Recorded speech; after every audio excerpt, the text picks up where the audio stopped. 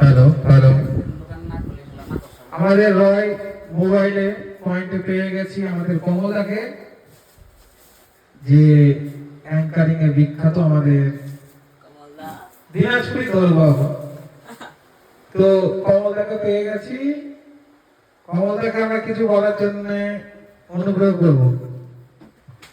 তো আজকে রয় মোবাইল পয়েন্টে এলাম, খুব ভালো লাগলো। আমার একটা অনেক দিনের ইচ্ছে ছিল যে আমরা কিছু ক্রয় করবো। তো রয় মোবাইল পয়েন্টে এসে আমার সত্যি কথা বলতে সব থেকে বড় কথা যে দামটা, আমরা সবাই খুঁজি যে কম দামে ভালো জিনিস, কিন্তু কম দাম বলে যে খারাপ হবে সেটা কিন্তু নয়।